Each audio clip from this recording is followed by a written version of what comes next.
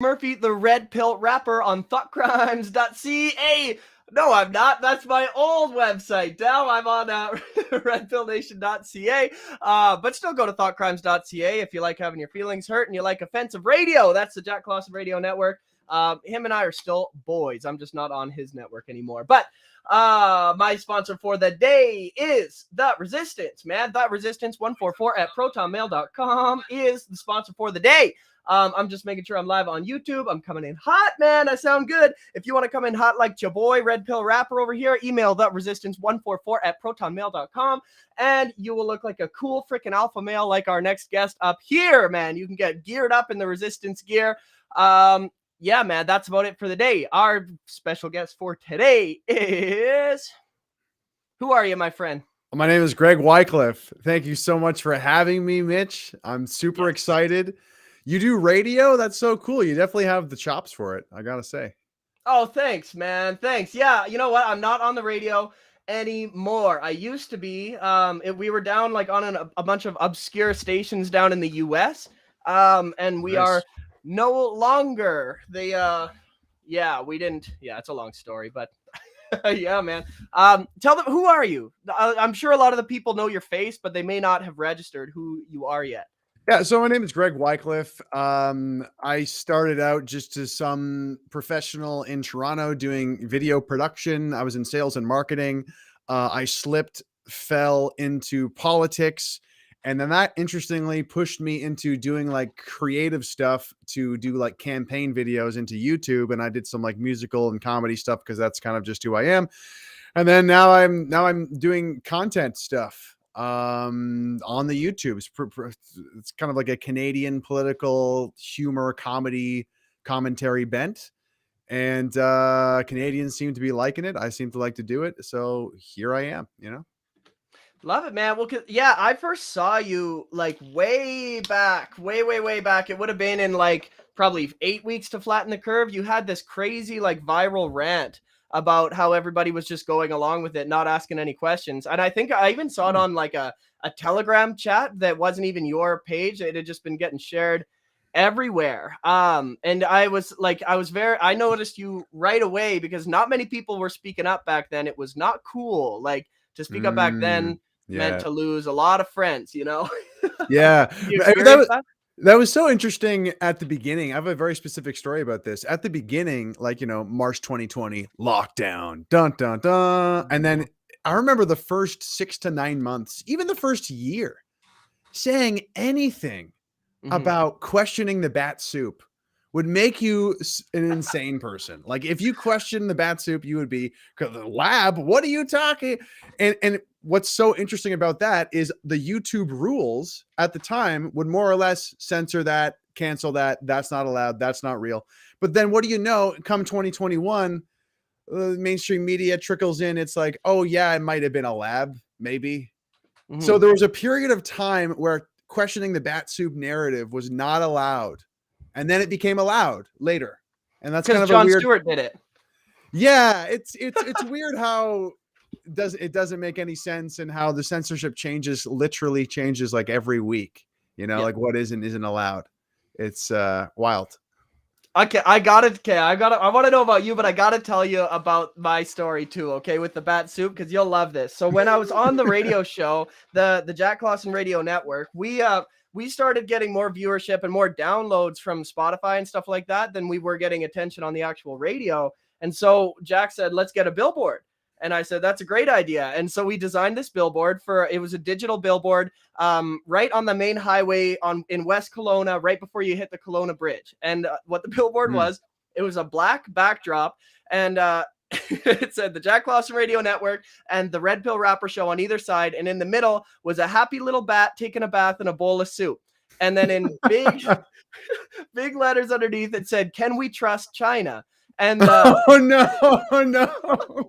And at the time, this was like that's a great question, though. That is a great question. I thought so. And this was during the Stop Asian Hate thing, and there were all these articles and like a lot of noise about how we were gonna cause a hate crime, and we were that this is hate. This is a billboard of hate. But we just thought it was hilarious that anybody bought the bat soup thing. Like, I couldn't believe anybody believed that. Like, what? I mean, maybe for the first couple weeks or the first month even, but like the fact that it kept going was pretty wild. Like, and that was what was so insane about it for people like us. Because the first, I don't know about you, but like for the first month or two, or maybe even 3, people were kind of wary of, what's going on here. But then after that, more information came out, more information came out, more information came out. And it's like, wow, they're really sticking with their original story. Bat soup's going to kill you. And, they're already talking about vaccine. Oh, sorry. They're already talking about the V word. Right. Crap. Sorry about that, man. Oh, that's okay, dude. No worries. I didn't say that. YouTube, I did not say that. I was saying laundry. Yes. That's what I was talking about. Yes, that's right. And my friend Maya, she's actually watching on Facebook right now. She sent me, somebody else is selling all these mugs with bat soup in it now. It's just, to me, it's just like, it doesn't really get much more obvious that there's just a group of people who are overpaid and overqualified that are tasked with coming up with the narrative. And they're just like hungover Monday morning board meeting for like the Corona branding. Well, just tell them it was bat soup. I don't know. I'm hungover. Like, their heart is not in it. It's really lazy stuff, guys. Like, come on. 100%. So I want to know a little bit about your experience of finding the funny. Like that's why I called this Cooties comedy, because not a lot of us have been able to keep that up. And to keep the sense of humor. Like, how is it that you're able to do comedy and these things, knowing what's going on? How do you get through with that? Yeah. People asked me that before, and I've like no idea how to answer that other than like, I do it to keep my sanity. I'm hoping that someone will identify with what I'm putting out there.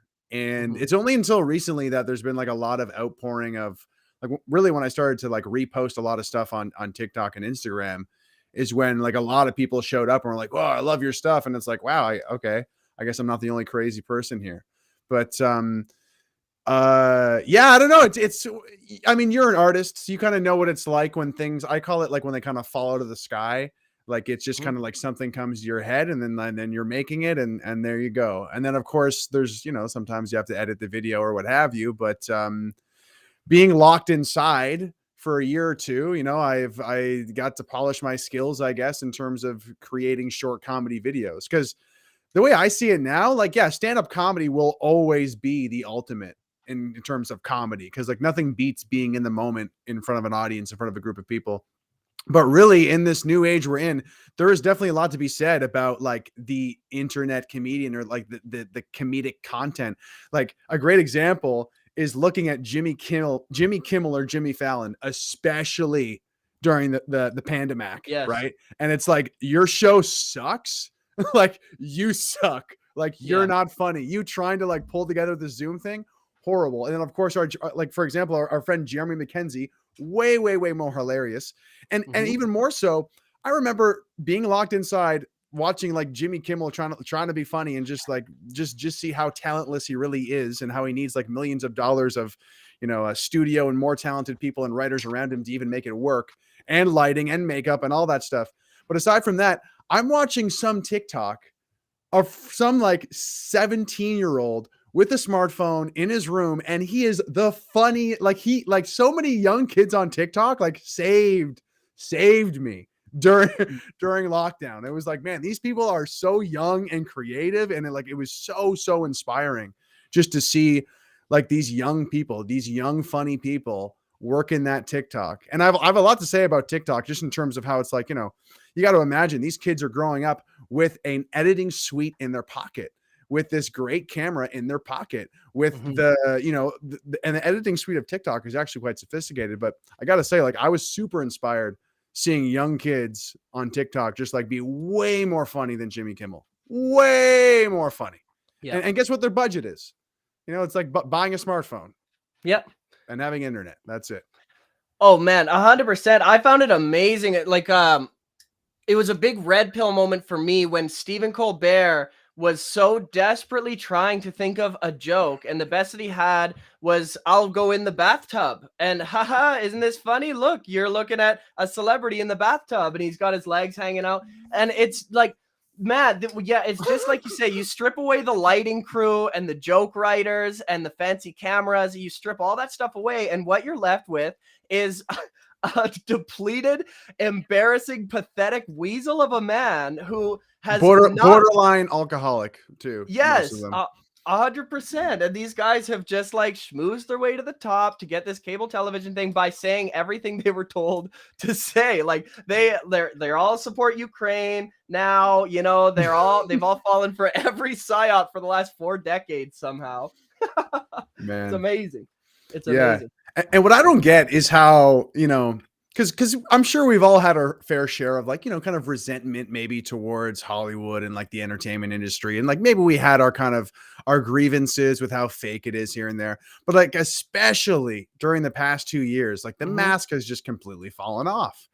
And I don't understand how there's all these, like, I use the N-word, normies, how there's all these normies who are just like still, like, one thing is to enjoy the entertainment, right? Because like Right. even if Jimmy Kimmel throws together a good bit, I'll still laugh at that and be like, okay, at least you're using all this money and attention for something. It doesn't happen often anymore. But I guess my point is like, yeah, sometimes they can actually make some good stuff, but on a personal level, the way these normies still like respect the like the actors or the actresses as if they're like these like people you should look up to morally in any Right. sense. It's like it's so baffling to me. It's like, man, have you not seen? Remember the Me Too thing? Like, do you know how Right. this person got a job? Like performing a blow job or something? You still look up to these people as like Mhm. as mentors or something? Like, give your head a shake, Well, guys. I know they're I think it attractive, but like, ugh.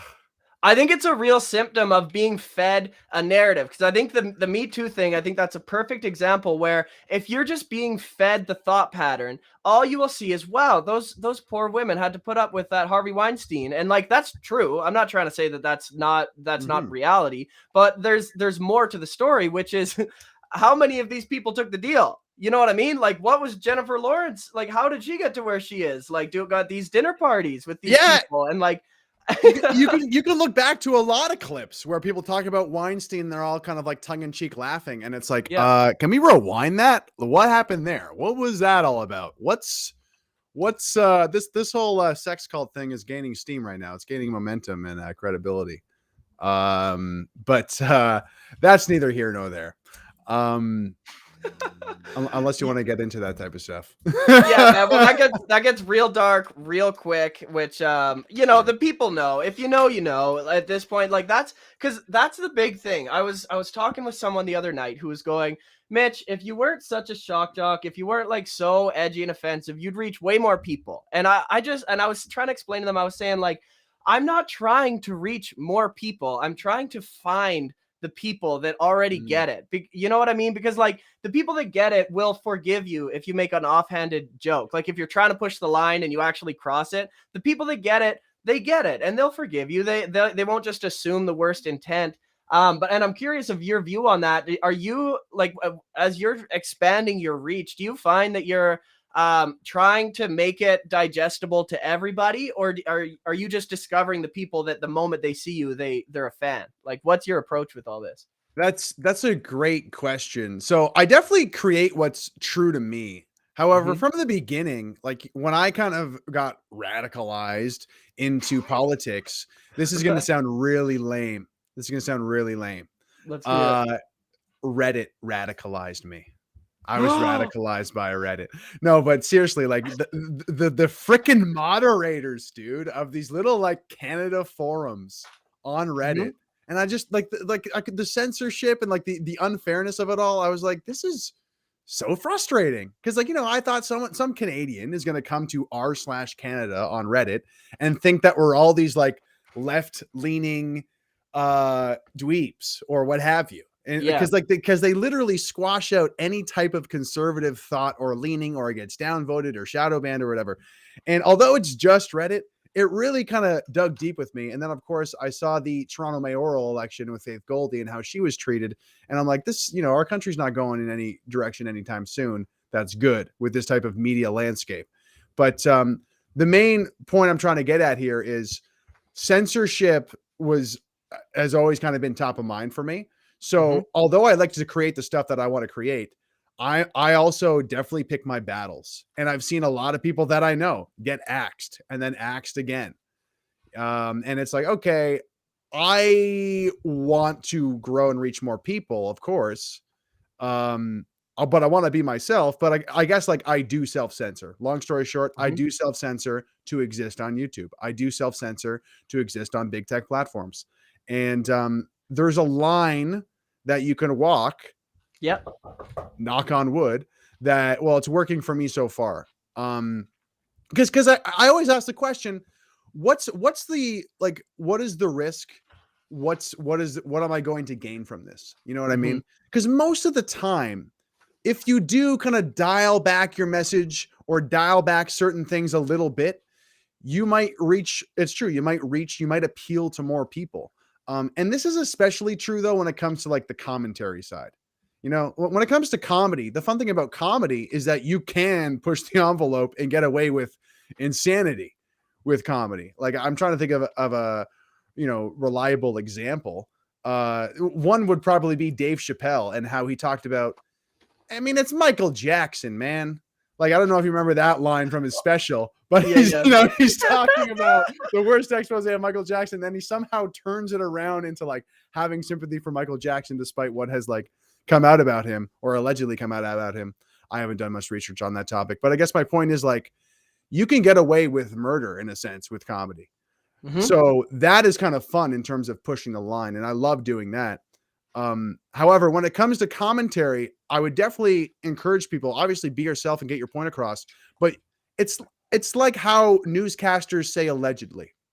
They do that for legal reasons. And they kind of distance themselves from saying something for sure true that could get you, held criminally liable or what have you. And they dial it back a bit. And that's kind of what I would encourage people to think about, especially if they want to exist on something like YouTube. And it's annoying, but I think it's, especially as we go on to this decade and into this brave new crazy future, like being able to exist even with the censors up is going to become like a skill, like, surviving and like dodging this and that. I think it is going to be, unfortunately, something that we have to deal with. Like I've made YouTube videos where I kind of speak in code, right? I talk about the circumcised and the uncircumcised.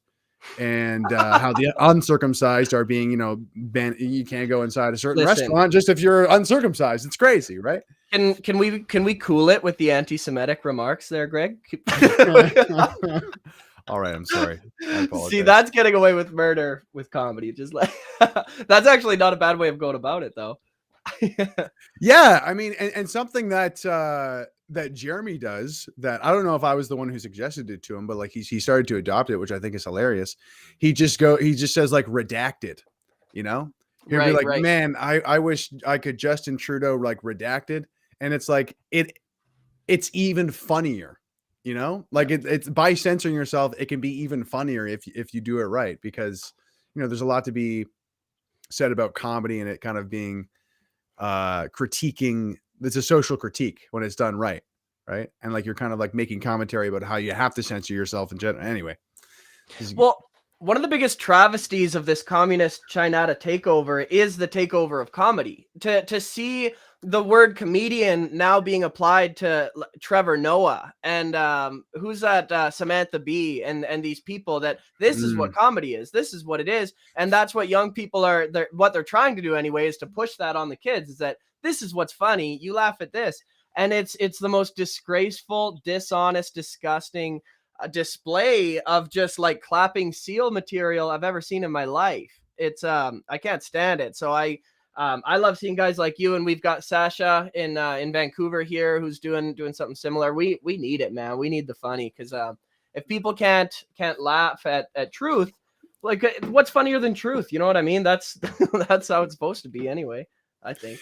Yeah, yeah, and it's there's a couple different reasons of I always tell people like I got into politics because I saw how biased our media was, but I'm Mhm. staying in politics to fight for the future of our children, of like kids who want to grow up in Canada, because like I people are like, oh, why do you care so much? And it's like, well, I want to have a family, and at this point I would not want to have a family in this country. Like that's kind of a problem. I can't just go to work and pretend everything is fine, right? Mhm. But another thing that motivates me a lot is exactly what you're talking about, which is no one's making good crap anymore. No one's Yeah. making good stuff. Like you see it here and there. And it just really irritates me as like somebody who wants to consume. I know that sounds kind of lame, but like I want to consume like funny stuff. I want to Yeah. listen to good comics. I want to see them pushing the line and continuing to, because it feels like we're getting somewhere when we're able to laugh at ourselves. It feels like we're getting somewhere when we're able to laugh at one another and our differences. And right now with the wokeness, it's going the complete opposite direction, which is like you can't be different or you are different and you can't talk about it. And it's so I don't know, dystopian and inhuman. And most importantly, Mitch, I don't have as many good comedy specials to watch to enjoy while I'm eating Doritos. That's the real thing. All right. I mean to turn this around so I can enjoy some better stuff to watch, man. I God. agree with you. Okay, but let me tell you something though. Okay, I'm gonna rebuke you, Greg Wycliffe. You ready for a strong rebuke? Mm-hmm. Mm-hmm. I'm just messing around, but it's a common sentiment is that I would not want to have kids in this world. And Mm. I understand it and I get that. But the rebuke comes with just this idea that just because there's a war doesn't mean that we shouldn't be making more warriors. You know what I mean? To Mm. me, Mm. I think our only way out of this is that while all these sorry for the no words, but liberal retards are like buying into this anti-human narrative where they believe that for every human being is a larger carbon footprint on the earth, so you're selfish for having kids. That's like the liberal mentality anyway. That's the logical conclusion anyway of their dogma, is that Yeah. the antithesis to that, the best way to fight back to that, is to have 1,000 kids, in my opinion. Maybe not 1,000, but we need to like the better than any rally, better than any convoy, better than anything, is to find, as the great Norm Macdonald said, find a nice woman that'll lay down with you for 3 to 5 minutes and restart a family. You know what I mean? Yeah, no, I do agree with that. I absolutely. People reach out to me and they say, "Oh, what are we gonna do? The convoy failed. What are we gonna do now?" And I've kind of landed on just telling people, work on yourself first. I know that sounds super cliche, Mm-hmm. but like it's pretty good advice all around. Like the whole stuff with Jordan Peterson, clean your room. Like it really is true. Take care of yourself and your future first as much as you can, right? Because once you've kind of got that accomplished, and if you are connected with your heart at the same time, like you will gravitate towards helping out where you can. And like you said, sometimes the best thing you can do is, start a family of your own. Absolutely.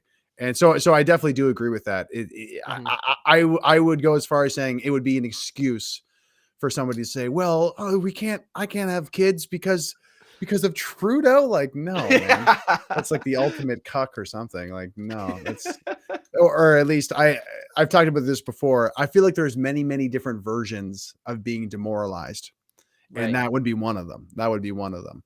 There's different tiers, if you will. There's the tier when you're collecting nothing but Funko Pops and like you just want to get, all the Xbox achievements in Destiny 2. That there's that level of like demoralization. And then there's the one where it's like, well, I'm not going to have kids because of some insert excuse here. Mm-hmm. Yeah, 100%, man. And I think because I've heard so many people say that, and I've met families too that are like, they're financially stable. They've got like 150, 200K coming in every year. They love each other. It's like so good. And they're just like, they're not doing it. Like guys are getting in and getting snipped, and they're just like, no, this world sucks. We're not doing it. But I think that's why. And I think that demoralization, like you say, is the biggest part of this whole thing, because if everybody's demoralized, you can kind of do immoral things to them and they have no reason to object because they are inherently demoralized, right? I think that's a huge part of it. Which is where, I don't know, man, I do think that the comedy and the art is what will bring people back to life. I really do. But how, like, outside of the internet, have you been the internet.com in which we find ourselves here? What have you found to be effective? Like, are you going to be hitting clubs now? Like, what's your plan as the science is slowly changing? How are you going to go about your comedy career? That is a great question. I have been hitting mics here and there, but you know, I should be it should be more of a routine. Absolutely. It should be more of a absolute routine of going and grinding. I am blessed to be in Toronto because there is a very active comedy community here. There was comedy shows. Shouts out to Hassan if he's watching. Like there's been that comedy show in, like, you know, in people's living rooms and people's condos where they'll just push aside all the furniture and there'll be, like, you know, a dozen or half a dozen or so people in the audience, and then a bunch of comics go up, and, like, you know, it's enough to make it work, right? And things are opening up now, which is great. But it's interesting because there is this, like, weird, very real, like, rift. There's multiple rifts, I think, in the comedy world in Toronto, because it's like people who get work from the government and people who don't, and then there's the woke comics trying to make it, and then and then there's people who don't give a crap at all, and they like don't get invited to, like, some clubs. It's very interesting. I don't have a good grasp on the politics just yet, but it sounds it sounds very, very interesting. Yeah, man. Well, it's really hard because it's just, in today's world, everything's so polarized. It's almost like you need to cater who is going to be in the doors. Like I'd imagine for comedy, it's the same as the music, where, like, I can't really just perform my music to anybody. You know what I mean? They might have a mental breakdown. they might start acting viral and have, like, a Karen freak out of 2022, just because, you know, the stuff I'm talking about. And I like a good example of this, though, where I found some common ground with people was, we were in the middle of lockdown. We were in probably the strictest lockdown that BC had. This was a couple of years ago now. I got a hold of this guy named Chris Carew, who was doing these secret raves in the middle of the woods, like once a month, once every 2 months. And I wasn't a big raver before all this, but I couldn't stay inside anymore, man. I'm like, I hate this. My whole social life was just freedom rallies because all my friends had their brains poisoned by the television and didn't want to hug me anymore, man. So Sorry to hear that, man. Sorry to hear that. Oh, it's all right. But I did a 45-minute set in the woods at this rave, and these people, like, like anyone who knows my show kind of knows what I'm about. There were, like, you know, men wearing fishnets there, and there's, like, a lot of, like, wacky, crazy people out there that listen to, like, British Columbia. Yeah. Man. You love to but see they listened to my whole set list, and they showed me nothing but love, man. They did not agree with everything, but that is the type of community that I just love, because I don't need the whole crowd to, like, agree with what I'm saying. What I need is everyone to just allow me to, like, express it, try to, like come on in my brain for a little while, see what I'm experiencing, and then come back, let me into yours after. And I just loved it, man. And that's the type of community that I'm really trying to foster throughout the Okanagan, is, like, who is cool and who is not, who believes that freedom is for all Canadians and who believes that freedom is just for compliant Canadians. And how can we kind of, like, naturally drift away? Because I don't want those people around me or my family, you know, because as far as I can tell, they want me dead. They don't want me to leave the house. They just want me to die in my house. So you know what I mean? Man. Yeah, I wish that was exaggerating, but it feels kind of accurate at times. And it is strange because people say, don't be divisive, don't be divisive. And it's like, I think it's too late. Like, I think it's too late. I think there is a clear divide. And yeah, it's really strange because there's certainly I've certainly experienced the same thing here, even in Toronto. Like Ben Bankus is a popular Toronto comedian. He did anti-lockdown shows. Like in the summer of 2020, he was doing shows in the park. Nice. And like huge crowds at one point, massive crowds at one point. And you know, he does all this stuff on Teresa Tam, very funny. And I think it was last spring he invited me out because he saw some of my more viral videos. He invited me out to do a set there, and like to Ben Bankus's audience, it was great. Like, you know, like they were very receptive, and I was just basically venting about the pandemic, and people were just loving it. But yeah, it's weird because with these kind of like freedom people, everything is just like you said. It's so cool. It's so free. It's like, you know, real people, real human beings, and it's a great vibe. It's a great feeling. And then you can go back to like the normie mainstream stuff, and you can still be successful there, even with edgy stuff. But it's strange because you have like, there's so many eggshells and there's so many weird sensibilities that you're supposed to like play by. And I gotta say, like it's narrowing. Like it's what is allowed, like what you're allowed to say, what you're allowed to do. It's getting more and more narrow. Like the mainstream is getting even more and more narrow, harder to exist in, harder to stay sane in. And I think that comics know this. However, a big part of comedy is always being able to you know, toe the line properly or step the line properly and know where it is and like know how to push over it and all that. But I'm hoping that we're starting to see a pendulum swing. I think the culture is changing for sure, because I think slowly but surely it's becoming very clear that these people are lame. This is lame. This is all very, very lame. I mean, look at the freedom fighters, man. They're like almost literally all super cool people, and like half of them are like bodybuilders, man. Mm-hmm. You know, like it's the writing is on the wall, guys. Like if you want to be with those, you know, rolls on rolls, fill in the blank, you know, being policed. Do you want to be policed by your friends? Do you want to be policed by strangers of what you can and can't say? Like that's it does not sound like a good time, you guys. And people know that too. They feel that. They know, yeah. right? Oh yeah. Well, that leads me into what actually made me reach out to you for this interview. Is I saw you talking about Bill C-36, man, and I did a stream the other day where I was just reading the bill because I wanted to read it, so I thought I'll just read it out loud and see what's going on. And I don't usually get scared. I'm pretty good at, like, you know, not being scared. Maybe I get a little amped up or whatever, but I was genuinely kind of afraid reading that bill. Like, what are they going to do to me? What are they going to do to me? What do you think's going to happen with that bill, man? It needs to be stopped. Like, honestly, that can't be emphasized enough. It needs to be stopped. C11 is bad.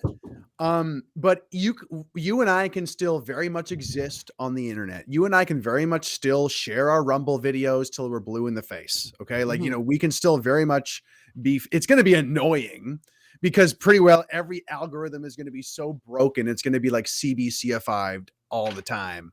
Like imagine like CBC Gem catering your like algorithm. Imagine Rosemary Barton on every single news feed for eternity. It's going to be bad, but it's nothing compared to C-36. And it's so like, I don't even know the extent to how bad it is. And the funny part is they don't even know how bad it really is. Like it's so open-ended, everything about it. And a lot of legislation that they're trying to push through, the liberals, is so open-ended and broad that it's terrifying, because it's like, oh, whose discretion is this up to? You know, some liberal MP, some lizard person. It's like, yeah, I'm sure they're going to have my back. No, of course not. But so I don't even want to entertain it passing. The point is like we need to stop it from passing. Thankfully, it hasn't been tabled just yet. I do have some plans up my sleeve in terms of a campaign that I want to push. And I'm part of the equation, man, is like grilling the so-called Conservative Party of Canada. Like they need to be. I mean, people are like getting all excited about Pierre Poilievre or whatever, and it's like, bro, like unless there's a radical shift and like they need to be like derailed first, and then putting back on course before I'll like ever vote for the CPC again. They are not it. But how like. Yeah, I don't even want to entertain what would happen if C-36 passes. We would be euchred 6 ways to Sunday. I'll say that. Yeah, I don't want to scare people any further. The point is we are going to stop C-36, and that's all you need to know. Okay, that's all you need to know. I like your style, Greg. Yeah, because that was one of the darkest things that I've ever read. Just felt a lot like Chinata 1984 type beat, which I'm not really down. I'm not really down, but I've got a litmus test for people on the internet, like voices, pundits, opinion pieces, and that kind of stuff. Is like,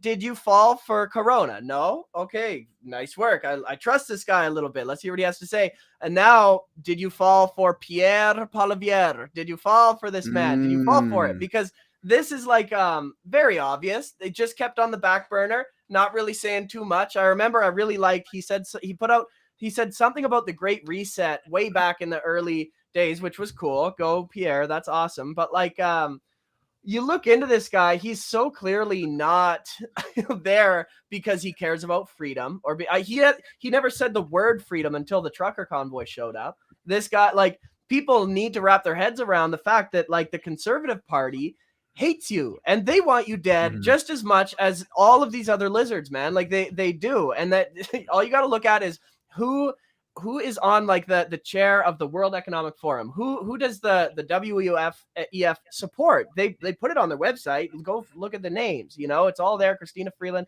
These people are monsters, man. I hate it. But that is like what is it? Disdain. What is that? What's the wording in that bill again? Oh my God. Vilify, right? Detest and vilify. Yeah.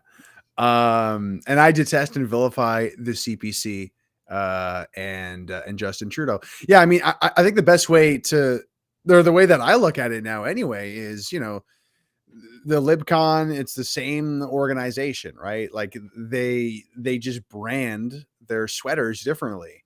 And, you know, Justin Trudeau is just a really good puppet leader to the red team. And Pierre Poilievre is a really good puppet leader for the blue team, because people are falling for it. I can't believe it. Because you try to remind people like, hey, this is the same, like, because the problem is the party itself. Right. It is the party itself, you know, and it's like, oh, the party's changed now that Pierre is in charge. And it's like, no. And do you remember? Yeah. Do you remember the last 2 years? Do you remember 2 years ago? Yeah, exactly. It's, oh man. But, yeah. So, I mean, this is kind of getting into like the commentary strategy. I think many commentators, like freedom fighter commentators, we could talk about Trudy, Justice Trudy, as you call her. And, you know, we could talk about Justice Trudy till we're blue in the face. Right. But in many ways, the lies and the misleading that comes from the Conservative Party is even worse. It's almost like more evil in a sense, because it's like, hey, we're going to help you beat these guys, and we're going to give you a QR code because it's good for the economy. You know, like that's what's coming next. It's pretty obvious. Sorry, it's a conspiracy theory today, and then sound policy next week. We know how that goes now. But 100%. So yeah, if you're a commentator watching this, like, we need to put our sights on Pierre and the Conservative Party and just roasting them and grilling them until they change to prop up Max Bernier. I don't know, but something needs to give here, because where it is right now, it's not looking good. Especially in Ontario too. It's like, oh my God, like this election coming up, I don't know what the hell. Yep. Yeah, well that party, like what just all you need to know, anybody, that party support not just Aaron O'Toole, okay? The parties supported federal vaccine requirements, okay? Like they were in support of a federal V word passport. So like why would you support any of these people? Now, this DLK 83, I think this is closer to home for you, Greg. I'm really glad he asked this actually. What about Roman Baber running for leadership of that party? Because I've liked that guy his whole campaign. I thought he was great. I've liked him as well, but the fact that he's trying to do it with the Conservative Party, I just think it's no. It's I think it's something to win convoy supporters, and I think that that's what the Conservative Party is doing a super great job of, is just pandering to convoy supporters. I've heard I've heard bad things about Roman Baber in terms of like his, he's being a kind of swamp creature, so to speak. So like I'm not super pumped about him running for leadership, to be honest. I mean, we need a litmus test for actual politicians who are going to quote unquote fight for us. Okay. Yeah. And I thought of this recently, and if somebody wants to take the initiative, then go for it. But essentially, creating a very simple document. Pierre Poilievre, will never promote a policy that has that is a QR code society ever. I will never do that. And sign it. Why can't you sign it, Pierre? Why can't you sign it, Mr. Baber, for example? Like that, like to me, that is the kind of litmus test. No digital ID, sweet. So let's sign that. That's the line for me, and that's what it comes down to. Because I mean, it's all these conspiracy theorists, over the past 2 years, they have been batting over 500. Like their batting average is insane right now. I'm a big fan of conspiracy theorists right now. And all that stuff is real. And it's so funny too to see the normies who are like, well, they're getting rid of mandates. So what are you worried about? Oh my God. Yeah. Well, they're goldfish, man. They take a look at the nice little treasure chest and they go, wow, that's shiny. And then they go in a circle around the fishbowl, go, wow, look at the treasure chest. It's just over and over again. It's like Cold War, radical Islamic terrorism, Cooties, climate change, Ukraine. It's just something on the TV to smack you over the head with every day into submission forever. Like it goes way back way further than this. But if you think about like the boomers hiding under their desks to hide from a nuclear explosion, does anybody think that would have saved anybody? No, it would not have. It would not have saved one child. Okay, it was just so that they were drilling fear into them day after day after day. And then same thing with just like, ooh, the big scary Muslims, everybody be careful. And then you just go on. The world's gonna explode if you keep driving your car to work. And then, oh, don't hug your grandma. And everybody's just forever, just the fear. And it's time to stop. And it's time to stop falling for like the people. They'll push the psyop, and then they'll just move on and assume that you forget, and then you vote for the same people that sold the psyop, like Pierre, like Christina Freeland, like all these people, man. They sell it, and then you buy the product again. And it's just time for the people to stop, man. I understand the normies that just keep falling for the thing, and they support the current thing, and they've got their little flag every 2 months or whatever. But what I have a really hard time with is the freedom-oriented people that keep falling for this shit as well, man. I'm over it. I'm over it, Greg, and I'm getting fired up, man. I'm gonna. Yeah, I hear you, man. I'm right there with you. And oh, come on. I was thinking of an analogy there. What, for the fishbowl or something? The fishbowl. I was just thinking, like I tell people, like, if you really want to like understand the world we live in, like you have to understand the capacity for producing propaganda, for distributing propaganda, targeting propaganda, and measuring how effective propaganda is with all this data. Like it's never been like it is before, ever.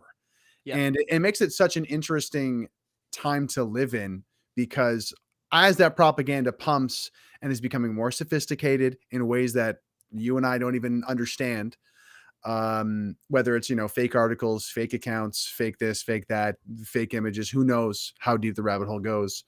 There's also a resistance to that. And our tools of resistance have also never been more sophisticated. And I just, a lot of people do get demoralized and do get overwhelmed, and, oh, there's no hope, blah, blah, blah. And like, I'm totally past that phase. If you're in that phase, don't worry. It gets better. It gets better. And I recommend opening the Bible. I recommend learning about Jesus Christ. It definitely helps. I mean, just looking at the world through that framework of good and evil, it's just chef's kiss. It just makes it makes everything so much easier. Is this good or evil? Does this serve me or does it not? But what I was getting at there is, can I just add on to that real quick? Yeah. I think a very important note, because I couldn't agree more, that that getting into the word and getting, allowing, asking your God to allow you to decrease and him to increase within yourself, that'll change everything. And especially once you realize that, because the verse goes, for we battle not against flesh and blood, but against principalities. Because people always say, how many people would have to be in on it for this to be a true and all this stuff? And it's because we're not fighting against a small group of elite people that are in control of every step of this. We're fighting on the side of good. We're fighting against Lucifer. We're fighting against the enemy, because it's his principality versus ours. Ours wants to allow people to speak and to hug and to love and to make their own decisions of their own accord and their own free will. And the other side wants to think for you. They want to put their own thoughts in your head, and they want to remove your brain and put in like the, whatever talking points that they're of the day. You know what I'm saying? And I think it's so important for people to get behind that message, because it all, like you said, it's like the chef's kiss, and it all clears up. It all goes away. Yeah. And you got to have hope. You got to have as much hope as possible. And I asked people, do you believe in the resilience of, forget the God question if you're not into that. Do you believe in the resilience of the human spirit?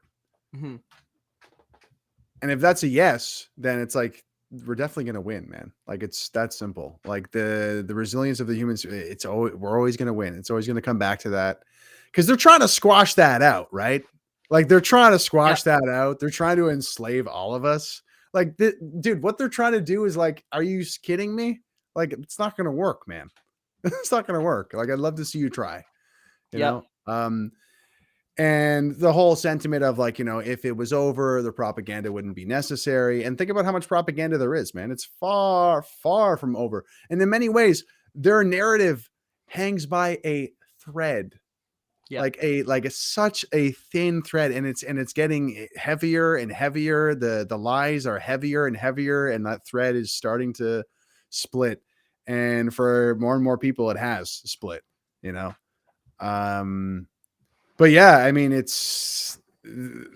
I truly believe in the spiritual warfare thing, because when I look at people and I try to understand where they're coming from, a lot of times logic doesn't do it justice. A lot of times, trying to intellectualize it or explain it doesn't really, scratch the surface in terms of, what we're up against here. It really is people needing to get in touch with themselves. And, yeah, well, that's where it starts. I think that's where it starts. Everyone has their own kind of journey, but you've probably noticed, have you not noticed a pattern with like so-called freedom fighters, where in terms of like, oh, okay, like, oh, you're in a 12-step program, or like, oh, you had a horrible like relationship with a narcissist in the past, like you were a victim of abuse in the past, or like, there's a strong pattern there, I think, of people who have been through some shit, who just get it. And they're like, oh yeah, what the government's doing is definitely abusive and predatory. Yeah, so. Dude, 100%. When you've seen it before, it's undeniable. It's like, oh, you're hurting me and you don't want me to talk to my loved ones about it. I'm like, okay, I bet this is about a bad flu. I bet this is I bet. Yeah. But listen, man, we're about to hit 50 minutes. I think this is a good time to cut the tape. where can people find you, brother? Where can they find you? Yeah, find me on all the major social media platforms. So you can find me on YouTube at Greg Wycliffe. You can find me at Instagram at Greg Wycliffe, one word. You can find me on Twitter and TikTok at GDub, which is G double D, double D's, GDDUB, Nice. GDub. Nice. And also my Facebook is PPC Greg. PPC Greg, one word. That's nice. Should be able to find me that way. Yeah. Thanks so much for having me, Mitch. It's been a pleasure. And I'm looking forward to the next single.